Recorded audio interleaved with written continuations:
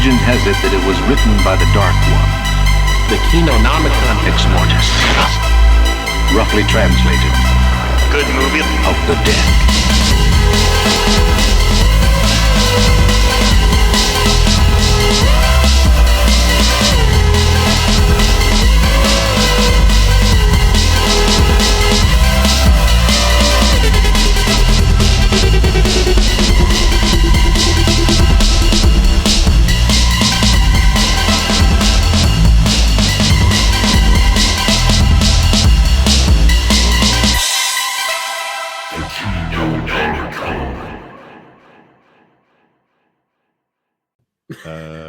Okay, so I got a delivery from Amazon. Phantom of the Mall came in today, and fucking Amazon. I don't know if you guys also use Amazon, but they basically wrap it in fucking toilet paper and put a label. They on wrap yours in toilet paper. They send mine in like an envelope with no padding. Oh. It's like Godspeed, little Blu-ray. They just So I'm put all the anxious postage for on my this. Blu-ray and just. Oh my god!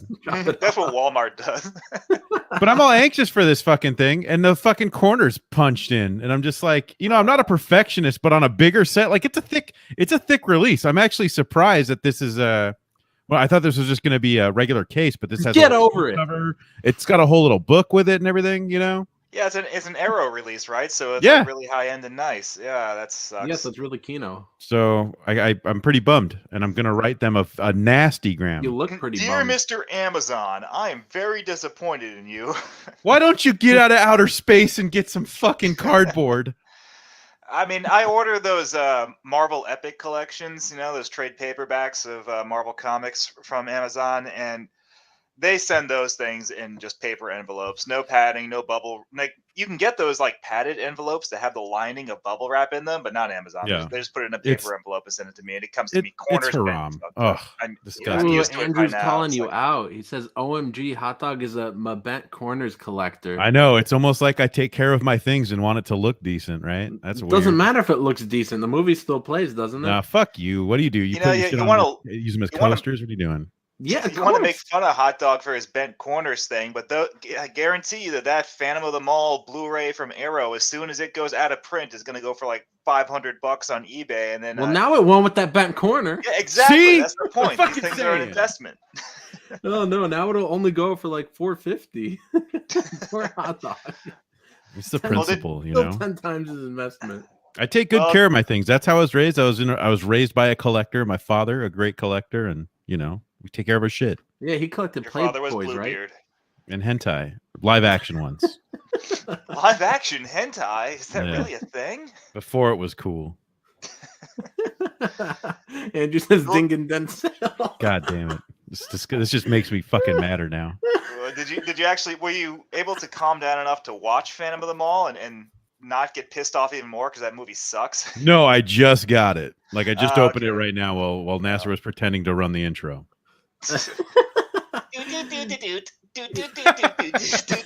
Good movies of the dead. Yeah.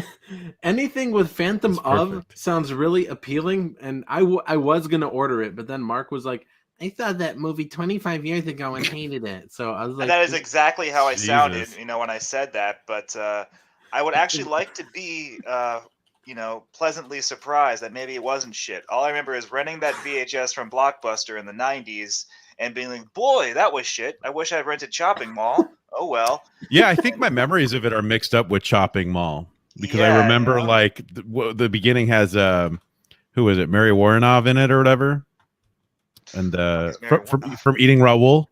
isn't the she fuck is in? Eating Raoul? Isn't Oh she my in gosh. TerrorVision?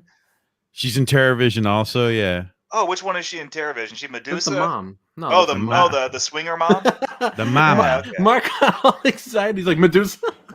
Like, which one? Is she the one with the tits? Yeah. She the one that gave me the boner. Yeah. Well, now maybe I'll watch Phantom of the Mall. with Well, I my don't know if pants she's down. in the. No. She's in Chopping Mall. She's in the beginning. Oh, okay, Paul we're thinking of Bartel. Chopping Mall.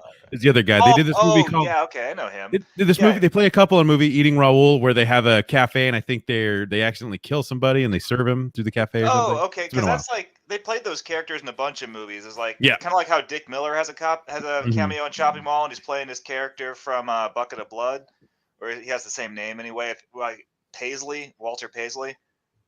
Have you ever seen Heartbeeps? Because they're in that too. That was probably one of the biggest pieces of shit I've ever seen. Is that the one with the robot? Where Yeah, it's like, Andy Kaufman. Oh, good God!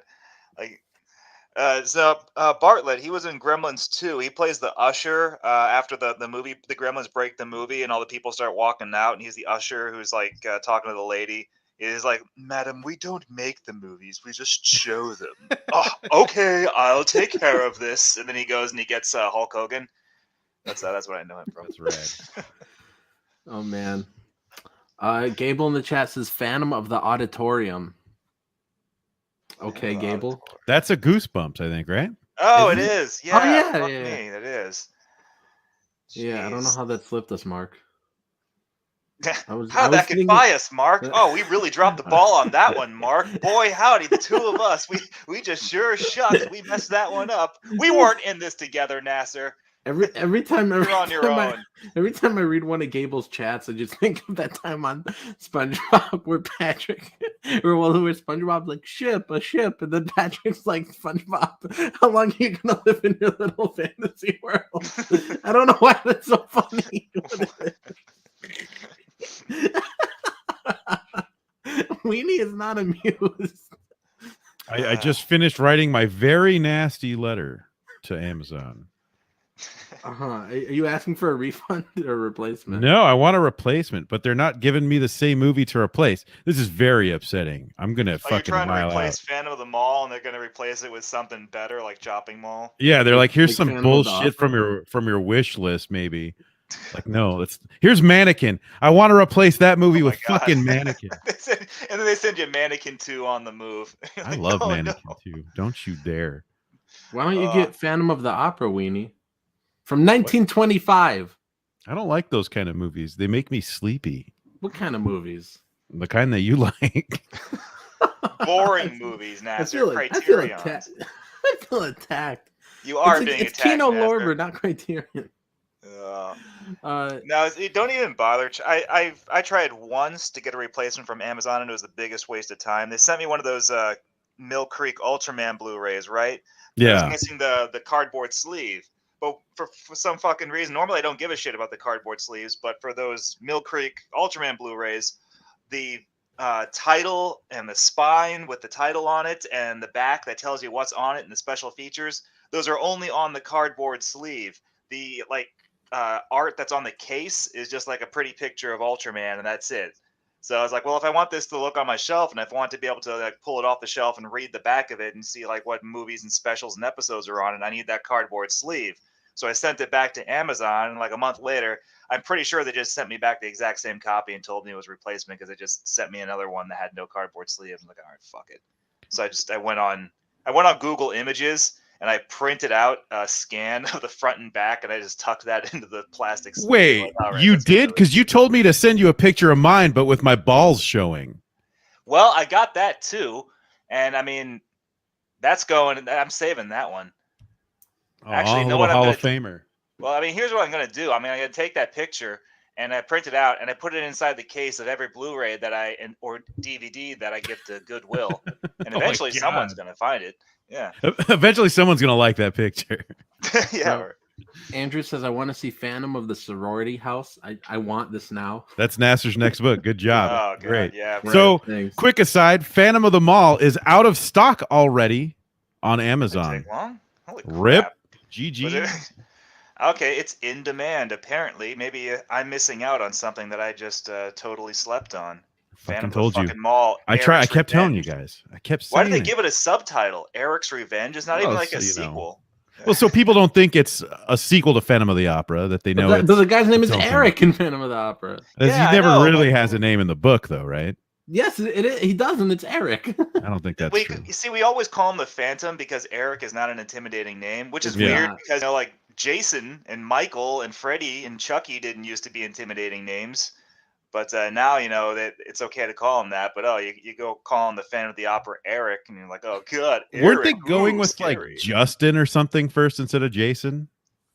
Justin. They had one name that they were almost going for, and then they're like, I think we'll go with Jason. It's weird. I want to laugh at that, but I bet if they had called him Justin, we'd still consider the name Justin just as scary and intimidating now. It all just depends on what it's attached to. Justin Voorhees. Eric sounds like the dude outside of like the high school that asks people for cigarettes and stuff like that. I think if you spell it with a K, it's kind of cool. No, it's when I was watching Phantom of the Opera with my brother, and he's like, "My name is Eric," and I just turned to my brother. I was like, "Eric? What?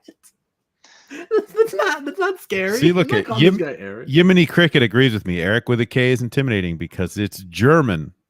Ooh, there we go. Yeah, you guys would know all about Germany, wouldn't you? Scientific Lenses Phantom of the Paradise is the superior Phantom. I can't argue with you there. That's the best Phantom. It actually is. It's the goat. It's the goat. Yeah.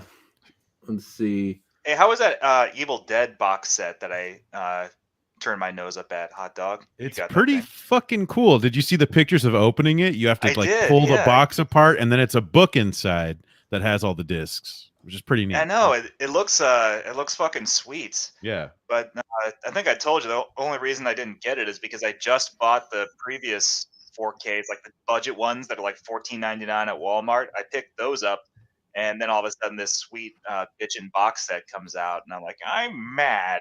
Dude, I just got the steelbook for the 4K release of Evil Dead 1 and 2 like 4 months ago. And then I was like, well, if I pick this up, I'll have the series and it'll make me watch the series. So.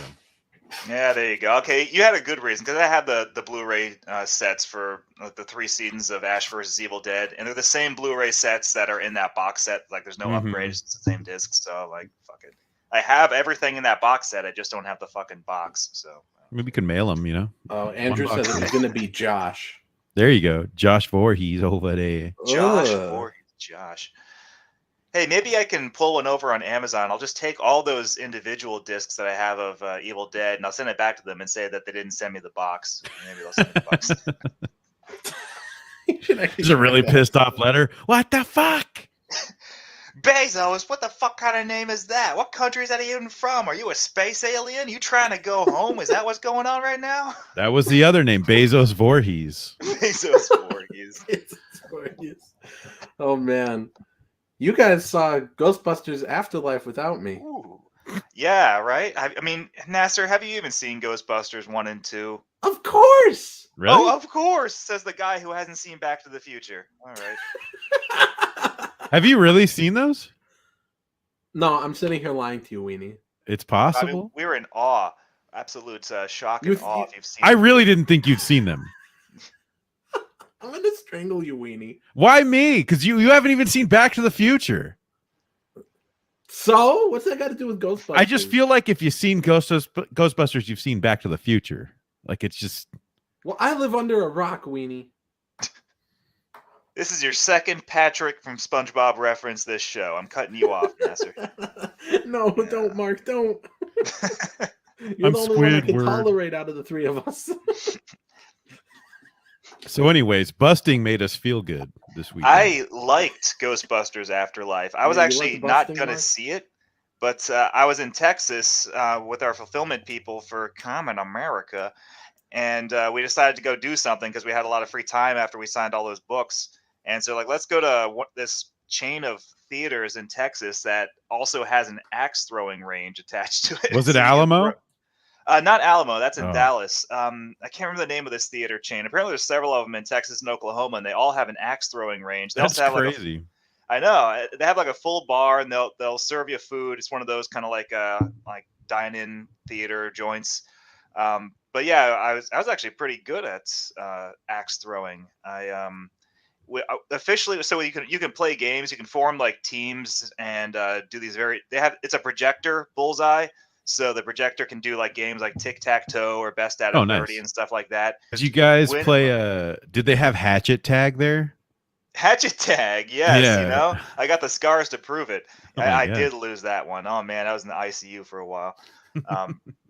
Yeah, no, that was fun. We did that, and then we watched the movie. I honestly wouldn't have gone to see Ghostbusters Afterlife because I was getting all contemptuous with corporate media IP shilling, and I was like, I turned my nose up at a new Right, because it's Ghostbusters never film. good. It's never good when they bring back anything I from the know. 80s.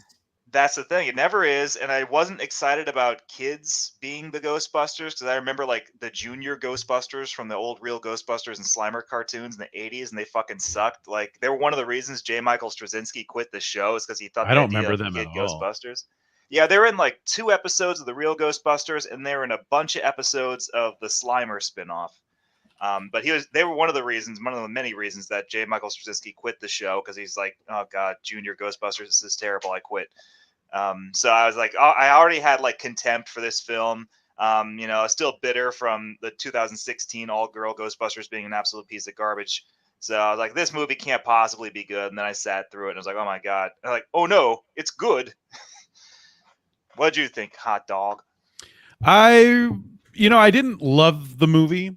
Probably like a cut above thinking it was okay, but I thought it was very lovingly done. Probably the first Yeah. sequel, reboot, remake, any of that bullshit that felt like it actually loved its source material. And I did a post on Twitter about that with basically the same reactions. Like, you know what? Even if you didn't like the movie, you can at least appreciate that they went in with good intentions. It wasn't like Star Wars, or like Luke and Han and Leia and Chewie are all like worthless losers Right. who failed at everything. And this new We're character is gonna going to come subvert in and expectations. yeah, right. He's going to come in and fix all their fuck ups. All the characters you loved in the old movie sucked, or even the 2016 Ghostbusters, where all the media was calling like Oh, people that's who the enjoyed best the old one. movies. Oh, fuck off, Nasser, you little 8-year-old. I don't know when you were born. Jesus. You were born after the towers fell. You're not a human being. No, I Um, was 4 when that happened.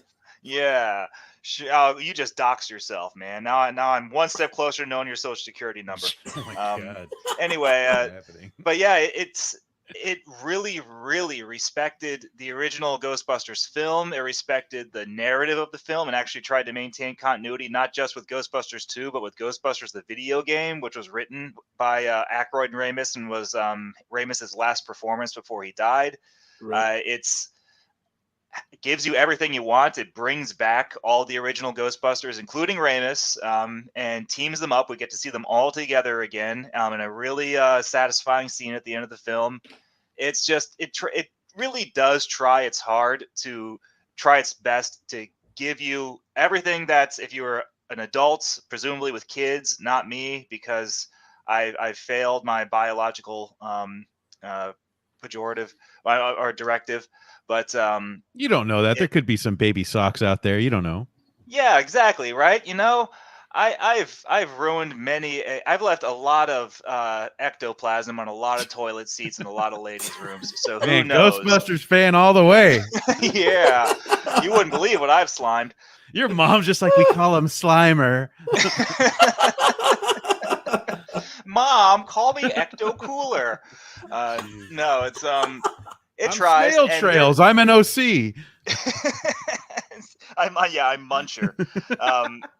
No, so even if you don't like the movie, you can at least say that, hell, you know what? They tried. They swung and a miss, maybe if that's how you feel, but at least they tried.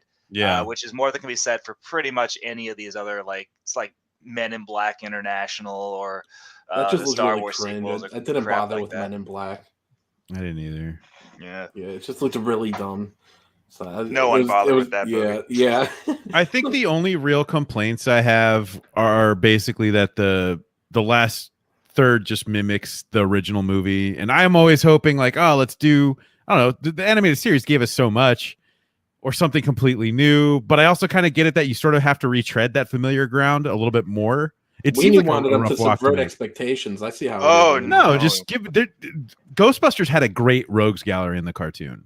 Yeah, and the only familiar ghost that's like an Easter egg is the eye poppin' ghost, the bug eye ghost from the old toy line, the Kenner toy line. Like he makes a cameo. I was like, oh, that was a Which was surprise. pretty cool. That was neat. Yeah. I like that. Now, so the movie is not paced like the first two Ghostbusters films, which were paced identically. Those are by Ivan Reitman, and they have like a very strict structure. Like it opens with someone getting spooked, and then it enters into the theme song and the titles, and then the Ghostbusters get back together or get together, And And they then there's a start busting all montage. over the place. Yeah, they're busting all over the place. Yeah, then there's a montage of them, like busting ghosts and becoming popular, set to a pop song. And then they go and they face down the evil threat who's emerging into our world. And then the movie ends with the Ghostbusters theme song and then, a roll call of all the actors. Like Ghostbusters 1 and then 2 we are all like follow a bust. really strict template of exactly the same. And Ghostbusters Afterlife is just directed by Jason Reitman, not structured like that at all. It feels completely different. The tone, the atmosphere of it, the pacing is just totally different from the first two Ghostbusters films until you get to the ending. And then the ending, yeah, is like Weenie's. I don't call him Weenie. I call him Hot Dog. Oh. Because I respect him, Mr. Hot No, Dog. I call him Weenie. Yeah, it is a lot like the ending to Ghostbusters 1 and 2, where this time it's Gozer again, comes back into our world and the terror dogs and everything.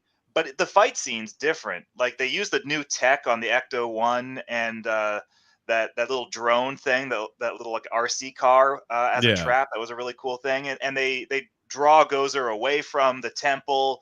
And there's a big long chase scene, which wasn't in either of the first two Ghostbusters films. Like they try to do something different with the conclusion.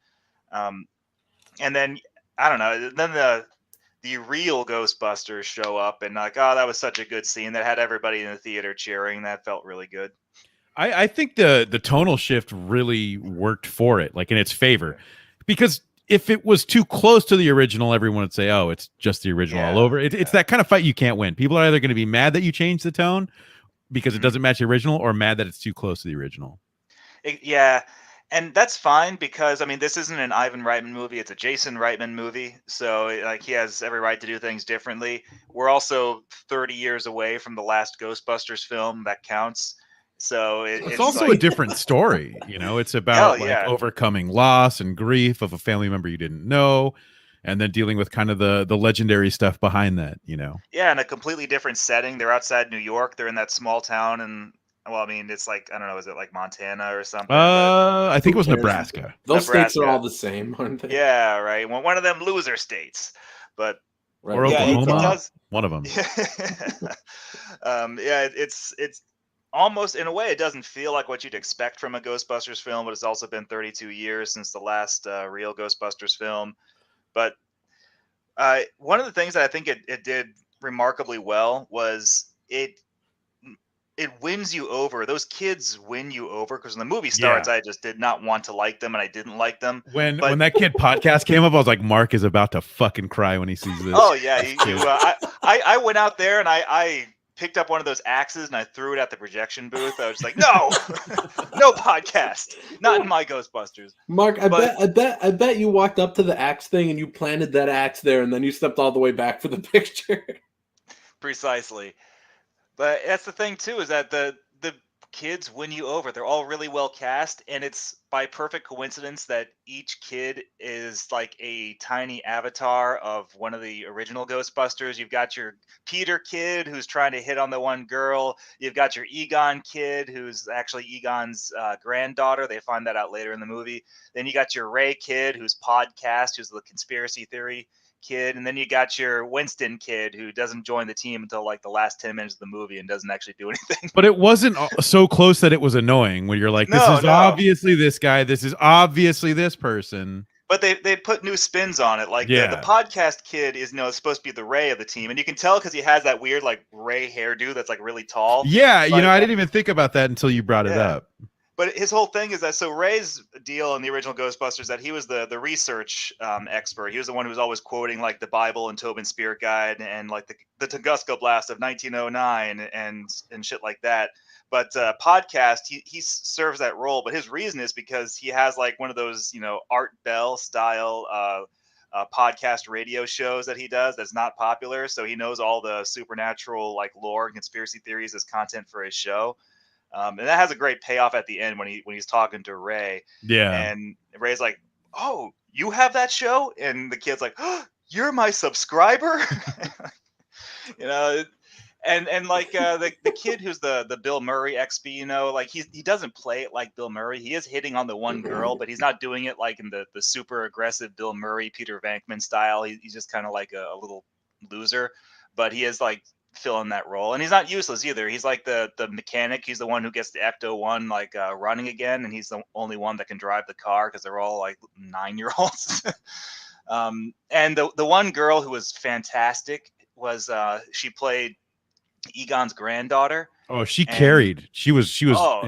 I thought she was so good, man. I couldn't believe it. I know, and she's the one that really wins you over because when they first introduced her and like at the start of the movie, I was like, I'm gonna hate this kid because she's like she's like sparring with her mom and like talking down to her, and like acting like like super like intelligent and outside of her years. I'm like, oh, she's one of those like junior knows best kids, and it's gonna be like that.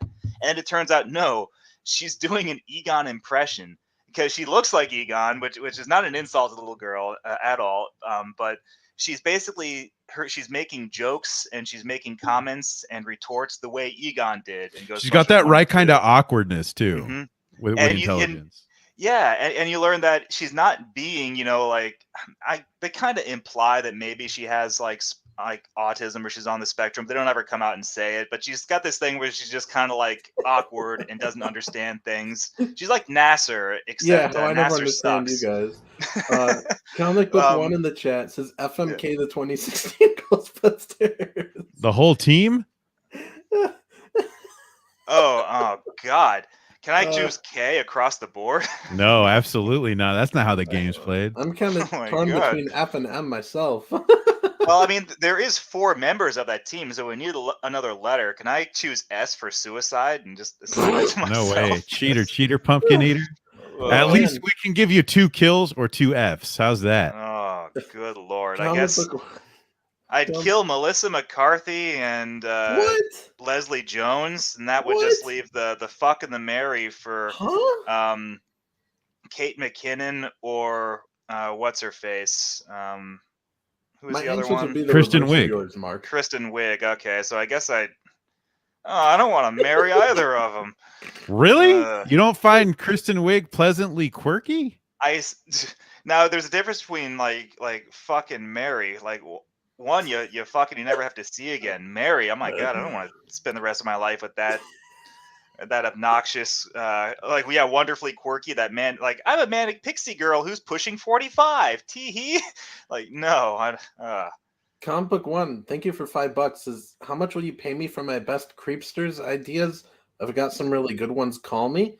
No, first of all, I'm not going to call you. I don't know who you are. Second of all, you haven't even read Creepsters. How would you have any idea? How would you have any ideas for Creepsters? He took his script for like Critter 7 and then just changed all the proper nouns, just crossed them out and put, I don't even know the name of your damn things. I'm like Munchster. What's the Chomper? Munchy. Oh. Munchy. Okay. But I'm not done with Ghostbusters yet. I watched it with Tim, actually. He was there with me signing books with Iconic. Where the fuck did I leave off? Well, hold on. Nasser didn't FMK the Ghostbusters 2016. Oh, yeah. No, I gave it a shot. You gotta. Mine's the reverse of yours, Mark. Oh, God. You want to fuck her marry Leslie Jones or Melissa McCarthy? Yes.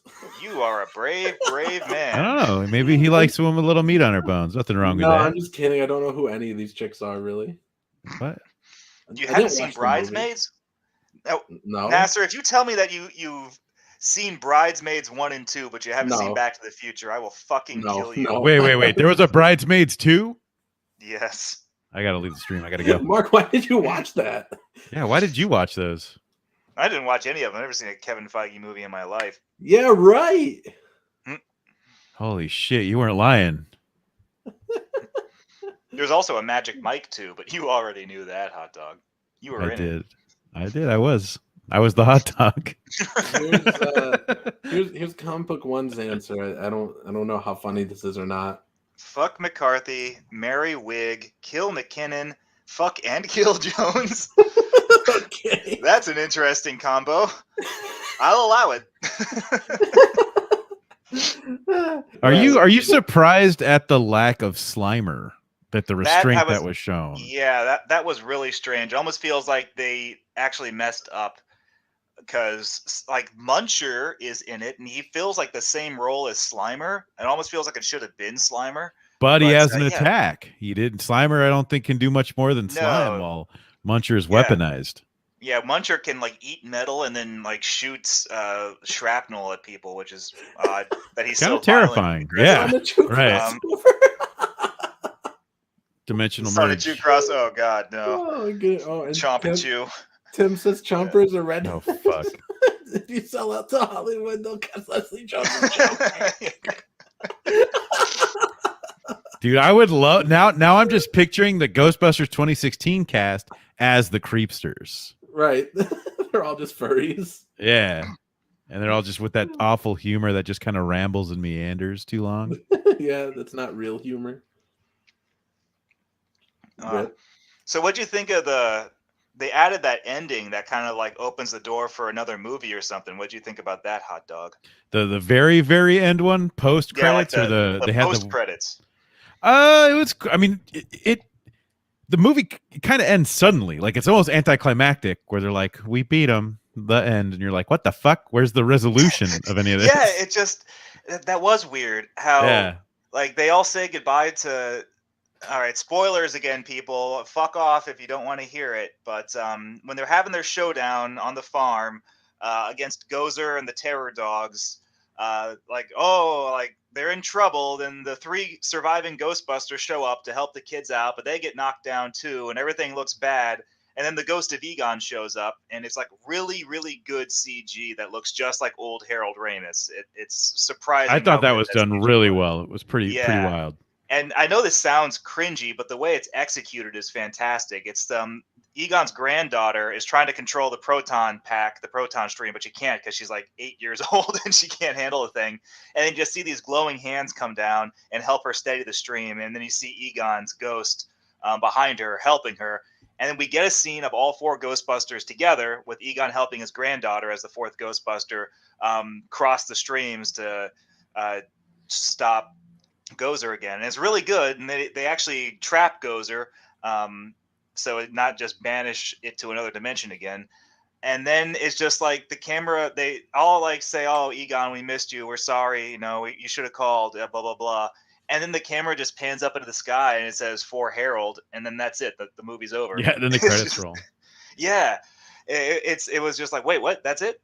That's our denouement? So I wonder if there was more that they cut, because I couldn't imagine writing that in the movie. Just like, and then Goku, they do a Goku Gohan thing where they spirit bomb together, and then it just cuts to credits.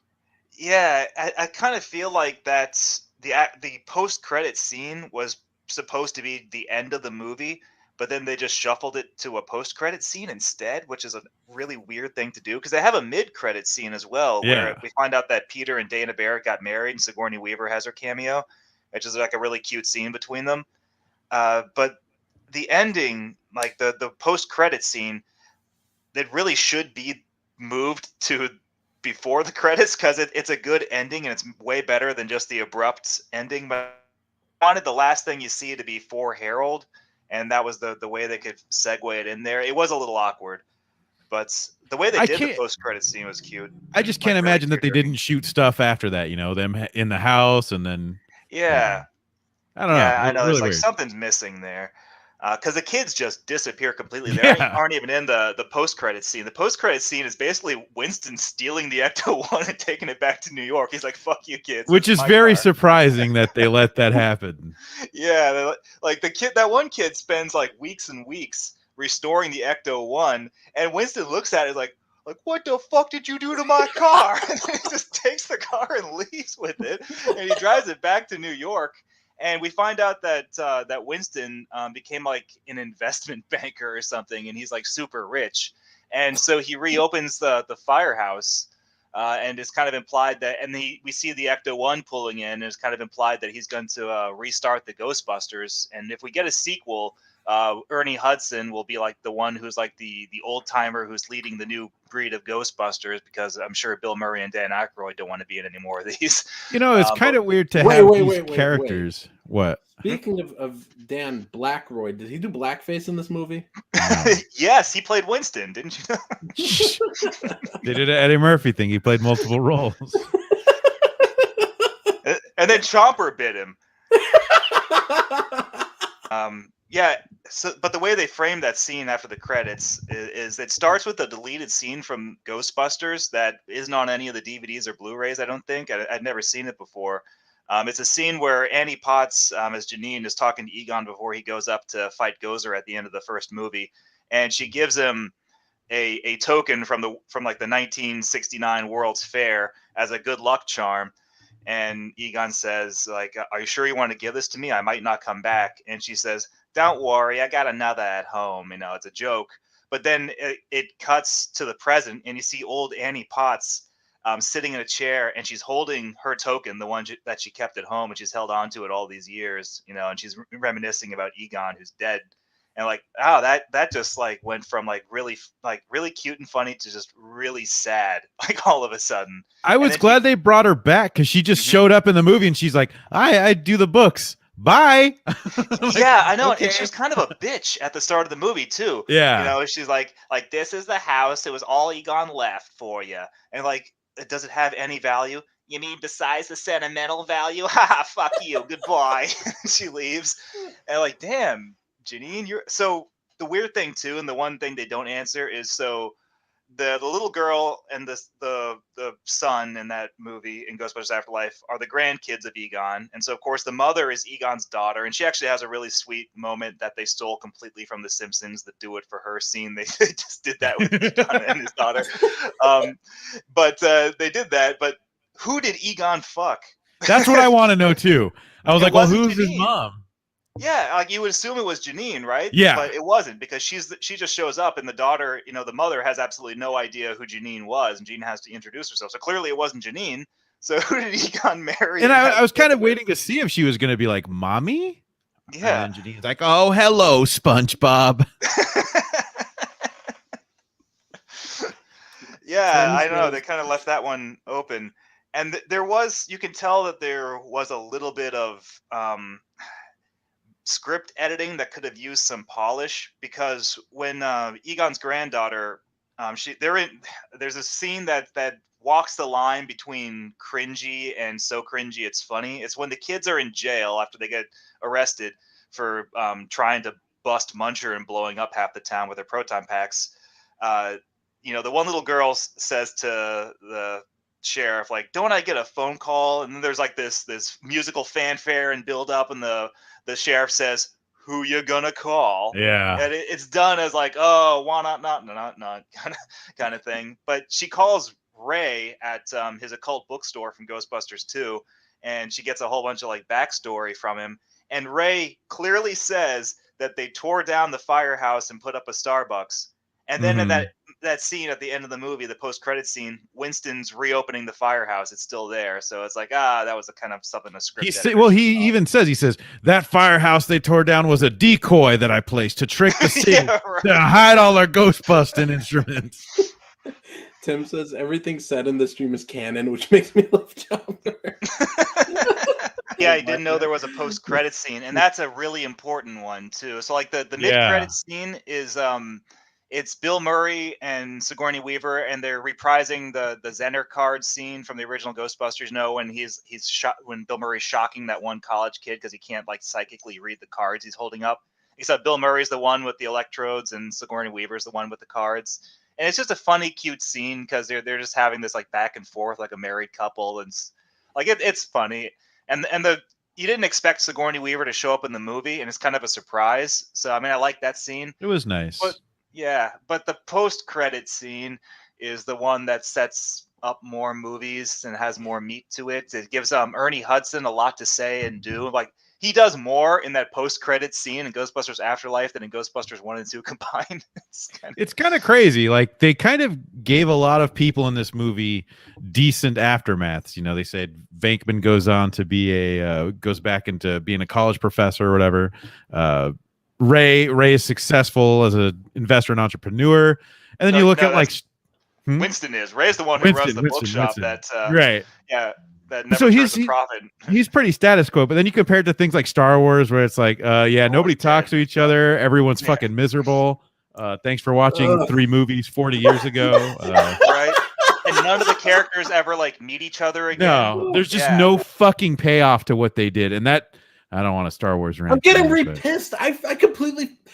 I did such a good job of forgetting I ever watched those dumb new movies outside of Rogue One. That one was solid, but you just pissed me off again. Never forget. Yeah. No, thanks a lot, Weenie. I don't even want Those to who be here forget anymore. Star Wars are doomed to repeat it. So That's right. Yeah. That's damn right. My goodness. But yeah, that's what I mean when I say that after Ghostbusters Afterlife is like the anti-Star Wars sequel Yeah. trilogy. Even if you don't like the movie for whatever reason, you can tell that they knew what they should do to make people who like the parents in the theater who watched the original Ghostbusters, what would try to make them happy, but also add new stuff to try and draw on the younger audience, find a fair balance. We got to see all 4 Ghostbusters together again. They all got happy endings. They weren't losers. The story and like the mythology of Gozer and everything is developed. They even continue off of Ghostbusters, the video game, and draw on a lot of stuff from that, including Evo Shandor. And I thought they did a really good job. Yeah, I can see why some people would leave the theater thinking like, that was all right. But I just can't see anybody leaving that theater and just saying like, fuck this movie. That was pure garbage. God damn it. I hate everything about that movie. I can't see that. Like when I was in the theater watching it, there was a little girl in the seat next to me who should have been like 4 years old. And there's no way she saw the original Ghostbusters movies, but she was like enjoying the movie. I think she was just happy it's probably her first Yeah, movie, right. so She's probably like, Dad, I like this almost as much as the original Ghostbuster, but not as much as Back to the Future 1 and 2 and 3, which I've seen. Because I'm 4 years old. Because I'm a baby. Even a 4-year-old has Taking seen these shots at me. movies. I did like yeah. Rocky, though, which I also have seen, Daddy. My God, this 4-year-old kid has seen Ghostbusters 1 and 2 and the Back to the Future trilogy. And what did you seen by 4 years old, Nasser? Oh, that's right. You watched the Twin Towers fall. Yeah, you bragged about that. Super weird. I didn't brag. You bragged. No, the kid next to me, she was getting up and she was like, it should have been annoying because she was getting up and she was like dancing in her seat. But I enjoyed the fact that she was enjoying the movie and getting super pumped by it, because the first movie I ever saw in the theater when I was 4 years old, 1989, was Ghostbusters 2. And I was being an annoying little shit who was just so fucking pumped for that movie. I was like getting up and dancing during like the Run DMC, like my musical montage. And my dad's like, sit the fuck down. God damn it. It's not too late to abort you. Like that kind of shit. But I had such a great time. It's one of my earliest memories. So seeing like kids in the theater, and they don't play the Ghostbusters theme song until the very end of the movie when it's right about to hit the credits. And when they do, everybody in the theater was like, yeah. And like some of the parents were trying to sing along to it with their kids and get their kids to sing along with the theme song. I was like, oh, that's really sweet. I like how you say trying to sing along. Like I picture them not knowing the words. No, the Would kids you like had the no fucking ghost, clue. but you want them to leave? Who are you gonna call? Marvel Cinematic Universe. Everyone's just screaming out, busting makes me feel good. Busting. That's the part everyone knows. JV says it sounds like they tried to make everyone happy, kind of like Rise of Skywalker did. Oh yeah, very similar to that. Rise of Skywalker didn't try to make anybody happy. It sucked. No, I don't think it was a case of Rise of Skywalker. No, I thought it did a good job. It is slow though. It's slow to get going. I like that though. I thought revisiting it, man, it was just nice. It was refreshing. Yeah. It has to sell those characters to you, and it does pick up once Paul Rudd shows up and starts getting more to do. And so Paul Rudd doesn't have a huge role in the movie, but very surprising. That's fine, because a little Paul Rudd goes a long way. He's like Ryan Reynolds, It's like, okay, I can only take so much Paul Rudd. But how surprising is it that they get him to be in a Ghostbuster movie and he's not a Ghostbuster? I know. Like, if this was made in place of 2016, it'd be him, fucking Seth Rogen. Wait, Joe Rogan? One of the Rogans, maybe both Rogans. Seth Rogen, Ryan Reynolds, James Franco, or like Bobby McBride. Is that guy's name? Danny McBride. Danny McBride. Yeah, it'd be like those people, the ones who are in all those movies together all the fucking time. And directed by who's David that? Gordon Who's Green. that fat little homo from the 21 Jump Street remake? I hate that guy. He was also in like This Is the End. I know who he is, but I don't his know name's on the tip of my tongue. The fat little homo with the. But he lost it. Jonah Hill. Jonah Hill, he would have been in it, and I would have wanted to kill myself. It would have been just as bad as the 2016 Ghostbusters movie. But The 2016 Ghostbusters is the best one. I picture us being like, Nasser, have you seen Ghostbusters? He's like, yeah. We're like, well, who's your favorite Ghostbuster? And he's just naming the different women Ghostbusters, not aware that it's a remake. I liked Patty Duke, or whatever the hell her name was. Right? Eric says, can I watch Afterlife while continuing to completely forget that Ghostbusters 2 exists? Oh, yeah. It's more close. It drops more stuff from part 1 than 2. Yeah, the only reference to Ghostbusters 2 in the whole movie is Ray operating a bookstore. That's like the only bone they throw to Ghostbusters 2. And the Ghostbusters, the video game, still counts. But the only like direct reference to it is Evo Shandor, like his appearance. So J.K. Simmons cameos as Evo Shandor is like zombie. And he's designed to look like he did in the Ghostbusters video game. But you don't have to see Ghostbusters 2 or play Ghostbusters the video game. You could actually just watch Ghostbusters 1 and jump straight to Ghostbusters. I was so glad they didn't drag out the Shandor stuff. Oh, yeah. No, that was kind of a joke where like he pops up and like, oh, Evo Shandor is going to do some shit. Oh, nope, never mind. Yeah, I like that a lot. I'm with Andrew on this. If a kid was dancing next to me at the movies, I would ask for my money back. Your dad was right. Oh, yeah. No, my dad was absolutely right. I was being a little piece of shit. And normally I would hate that, but what the fuck ever. I had a great time. You Sorry, wouldn't be saying that if you were Michael Jackson or fucking Epstein. Eric says that 4-year-old hasn't seen as many movies as Nasser, but the one she has seen, she actually watched the whole film. Yeah, she's seen more films through to the end than you have. Damn. It's only been like 2 or 3 movies I didn't watch till the end. That's not true. That's an incredible lowball. Name more than 3 then. I don't know your life history. Star Wars, The Empire Strikes Back, Return of the Jedi. You have no idea how those films interconnect because you've never watched the last act of any of them. They're boring. Like Luke Skywalker is is whose son? No, what? that's not true. Why would that be true, Weenie? I was just telling you how pissed off I was at Disney Star Wars. Star Wars. You never cease to amaze. Okay. I bet you haven't seen like Superman the movie, but you've seen Superman 4: The Quest for Peace. You've seen that one all the way through. Have you like really 3 seen times. Quest for Peace 3 times, Nasser? No. I saw the first Superman as a kid, and I never rewatched it. I never saw the sequels. Not even the one with Richard Pryor? Is that Quest for Peace, or is the prior That's one? the third one. Okay. That's part 3, the one with Richard Pryor being like really annoying, and then he gets bit by Chomper. Guy from Red Bank says Thor was in Ghostbusters 2016 while Ant-Man was in Afterlife. Holy shit. That's true. That is true. Is any MCU people in the first 2 Ghostbusters movies? I don't think so. No. I don't think anybody had an appearance in the MCU. It's not like Jeff Goldblum was in any of the Ghostbusters movies. Yucky Gum says Superman 4 rules.